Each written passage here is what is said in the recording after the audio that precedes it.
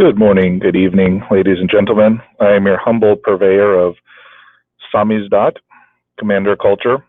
Now, we've all seen those videos where the clueless park visitors to Yellowstone try to bait bears or bison for photo shoots or prance around sulfur pools, one slide away from melty death. These ignorant peasants seem unable to distinguish nature itself from a curated theme park. Now, the cynic in me wants to welcome the cold hand of Darwin to escort these lesser lights from the gene pool, but there's a larger lesson here, and it has to do with fences. Setting aside the debate about the enclosure acts for another day, fences are an unequivocal good. They have protected everything from the earliest attempts of agriculture all the way up to Farmer McGregor's garden.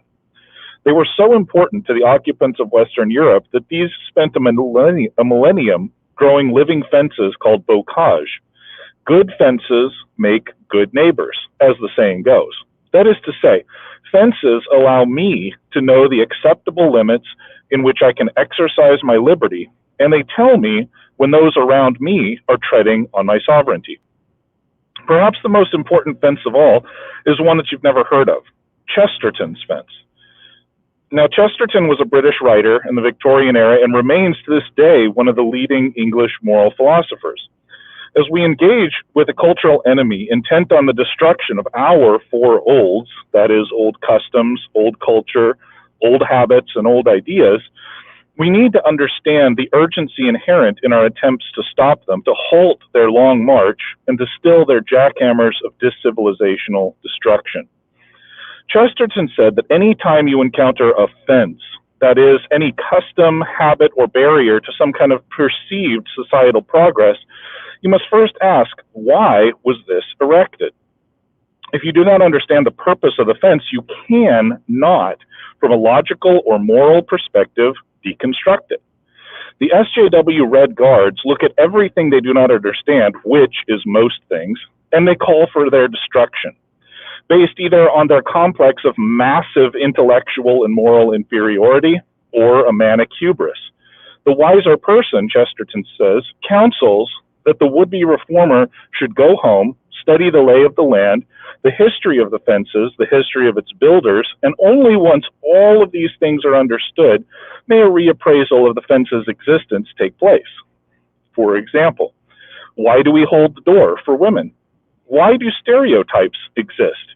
Why must you have certain skills and abilities to be in the infantry? Why must you take your oath on a Bible? Why do we defer to police authority? Why do we restrict immigration? Why do we venerate people who may hold views different from our own? Why do we settle disputes in courts of law? Why do we only give trophies to winners?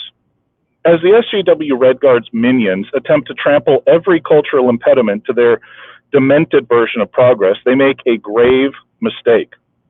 Not only have they cut the roses for the weeds, but they have also unleashed a terrible and ancient power, Western man, and our desire to raise our families in peace and stability.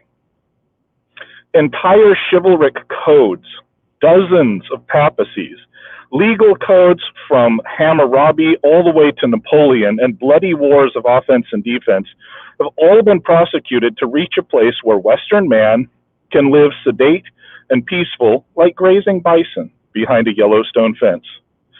Now, these SJW Marxists, without any understanding of history and a deep deficit of moral and intellectual capital, invade our space, wreak havoc on our grazing grounds, and begin poaching our children. They do not realize the fences they are shredding are meant to keep the weak and stupid, them, safe from us. Confederate statues remind us of the cost of sectarian violence. Nuclear families give men of Viking and Visigoth blood a reason to stay home. Our churches soothe our troubled souls and stay our restless, gauntlet fists. Honest work and representational government keep us from taking law and loot into our own hands.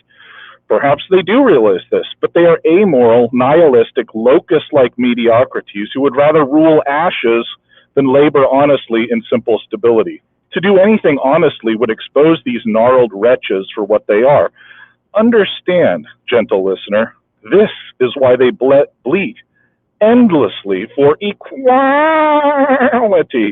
If they want to reduce you to their level.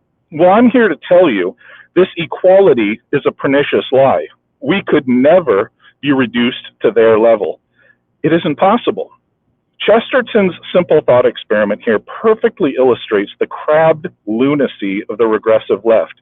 It is anti-intellectual, it is totemic in their conceptualization of the world around them, it is haltered by the dead weight of their nihilistic creed of equality uber alles, and it is filled with jealousy and envy.